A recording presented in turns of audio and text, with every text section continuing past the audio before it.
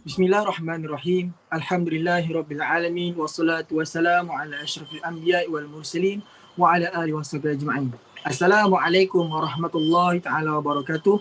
Salam ukhwah, salam kasih sayang dan salam satu Malaysia. Hadirin hadirat sekalian, bersyukur kita kehadirat Allah Subhanahu wa taala kerana dengan izin serta limpah kurnia daripadanya dapat kita bertemu lagi dalam gelanggang forum remaja kita yang bertajuk Kemudaratan Jenayah Cyber kepada Negara. Bersama saya Muhammad Azim bin Rahim pada petang yang berbahagia ini. Hadirin yang dirahmati Allah sekalian, sebelum saya memperkenalkan ahli-ahli panel kita pada hari ini, kita sedia maklum dewasa ini masalah jenayah cyber dikatakan berada dalam tahap yang agak membimbangkan kepada semua pihak dan menjadi satu perkara yang serius di kalangan masyarakat kita. Justeru masalah ini perlu dilihat dalam skop yang lebih besar jika ianya ingin diselesaikan. Sebelum mengupas tajuk ini dengan lebih dalam, terlebih dahulu mari kita berkenalan dengan keempat-empat ahli panel kita pada hari ini. Jangan ragu dan jangan risau kerana warga Dewan sememangnya tidak asing lagi dengan panel-panel kita pada hari ini. Jadi tanpa membuang masa, mari kita teruskan dengan soalan panel yang pertama. Soalan yang pertama, apakah yang dimaksudkan dengan jenayah cyber dan kenapa perkara ini boleh berlaku? Saudari Aisyah. Baik, terima kasih kepada saudara moderator. Okay, mari kita ketahui maksud jenayah cyber. Jenayah cyber ini merupakan jenayah komputer yang baharu pada abad ini. Jenayah cyber ini terdiri daripada unsur penipuan, kerosakan, pengubahsuaian program atau data komputer, pencurian maklumat, penggodaman dan lain-lain. Pelakuan jenayah ini melibatkan seseorang individu atau sekumpulan orang serta mampu menjangkaui batasan dari sesebuah negara ke negara yang lain dalam tempoh masa yang singkat dan tidak terhad batasannya. Kenapa perkara ini boleh berlaku? Ianya kerana kemunculan internet sebagai satu alat komunikasi yang sering digunakan pada masa kini. Pelbagai laman sosial yang telah dicipta seperti Instagram dan Facebook telah mendorong individu untuk mendedahkan maklumat peribadi mereka seperti alamat, nombor telefon dan gambar.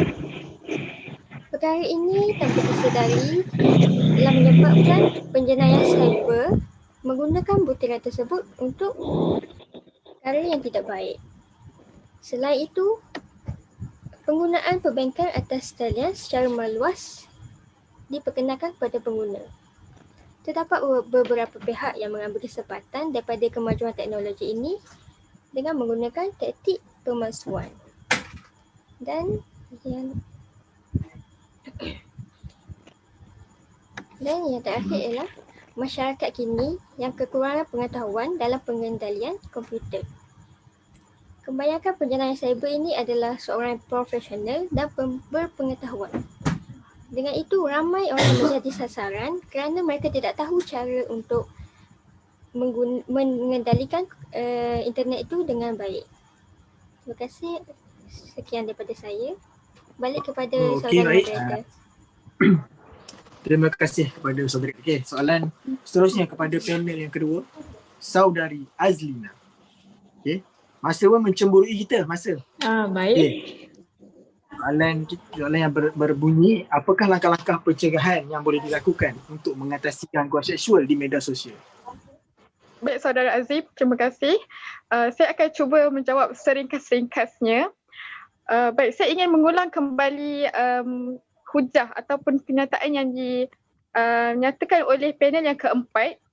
Okey, panel keempat berkata bahawa kesan mereka yang mengalami orang kata yang terkena body shaming, orang yang mengejek, menghina melalui media sosial ni, okey, boleh menyebabkan kemurungan, boleh menyebabkan kita bunuh diri, dan itu sebenarnya adalah kesan kepada setiap jenis jenayah cyber. Okay, seperti yang saya kupas sebentar tadi, iaitu gangguan seksual.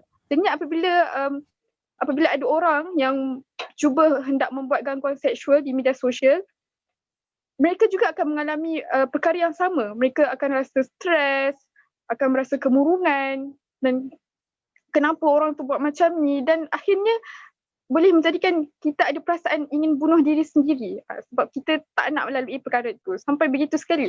Jadinya perkara-perkara itu sebenarnya boleh kita atasi. Okay, terdapat langkah-langkah yang kita boleh atasi daripada gangguan seksual ini di media sosial, iaitu yang pertama, yang paling penting sekali ialah kita kena secara metafiziknya, iaitu ilmu yang luar daripada fizik. Kita perlu mendekatkan diri kita dengan Tuhan. Kalau dalam Islam kita perlu mendekatkan diri kita dengan Allah Subhanahu Wa Taala. Dan dalam Al-Quran, ayat surah Al-Isra ayat 32, yang berbunyi A'udzubillahi minasyaitonirrajim, la taqrabuz zina, yang bermaksud jangan mendekati zina. Dan gangguan seksual di media sosial ini adalah salah satu jenis kita mendekati zina. Jadinya sebenarnya kita, kalau kita dah mendekatkan diri kita dengan Allah, kita akan cenderung untuk melaksanakan segala perintah Allah dan meninggalkan segala larangan-larangannya, termasuk tidak mendekati zina. Dan yang kedua, seperti yang saya beritahu sebentar tadi masa saya kupas slot yang pertama, saya berkata bahawa wanita merupakan risiko yang tinggi untuk mendapat gangguan seksual. Kerana apa? Kerana wanita ini mempunyai daya tarikan yang tersendiri dan lelaki tertarik dengan jantina yang berbeza, iaitu perempuan. Jadinya sebagai seorang wanita, kita perlu menjaga kita punya kita kena menjagalah, jangan orang kata muat naik gambar-gambar yang berunsur, orang kata boleh menarik perhatian lelaki. Janganlah memuat naik gambar yang tidak menutup aurat. Jadi itu boleh menarik perhatian lelaki untuk membuat gangguan seksual. Kita sebagai seorang wanita kena berasa malu, jaga kita punya etika.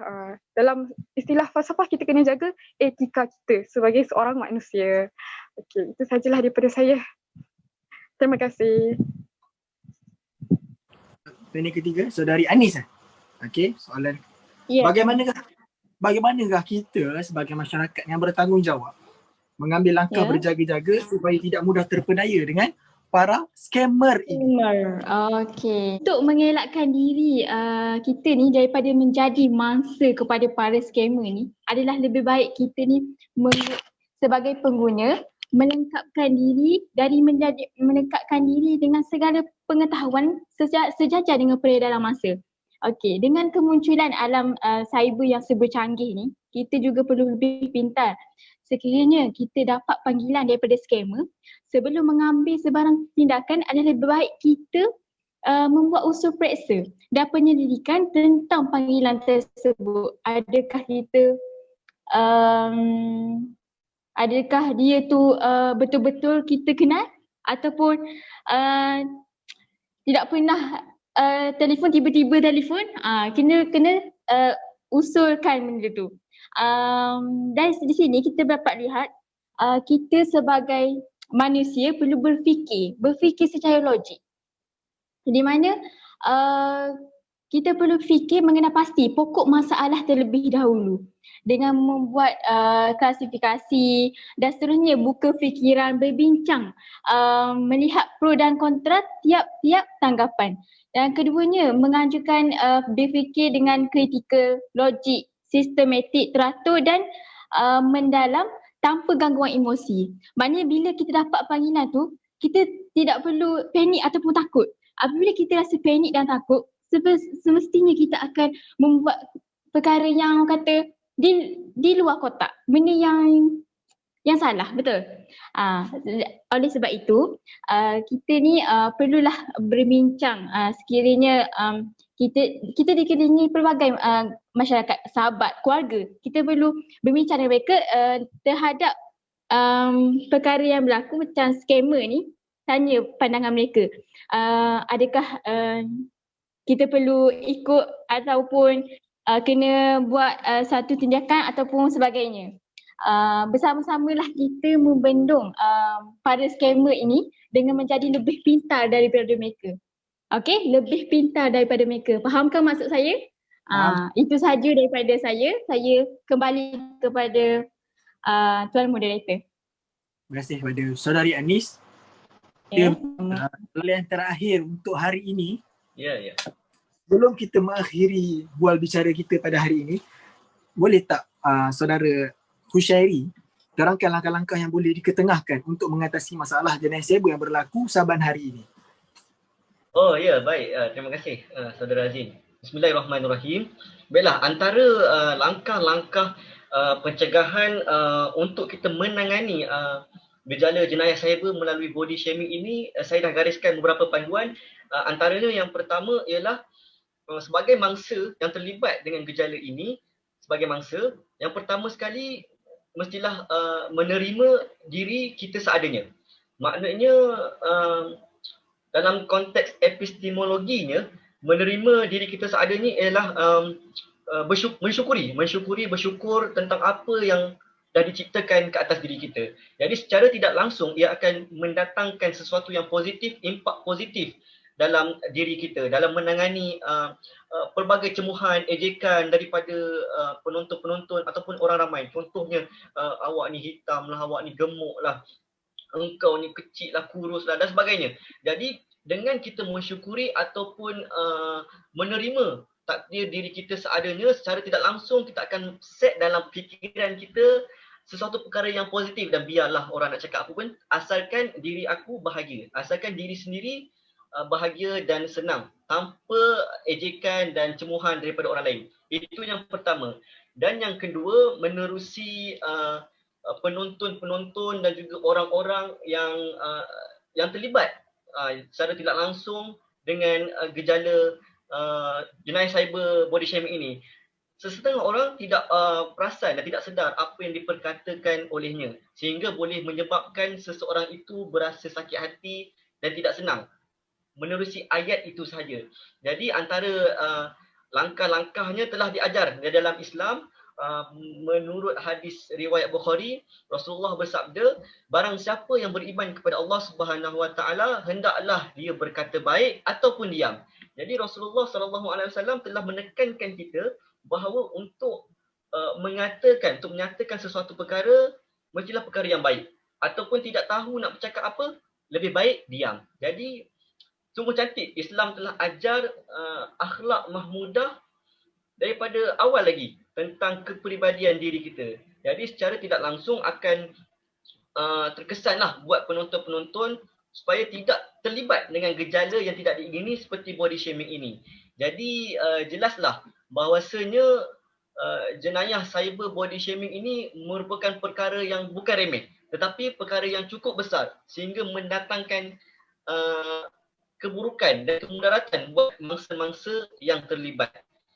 Jadi jelaslah di sini secara kesimpulannya bahawa body shaming bukan perkara yang biasa-biasa.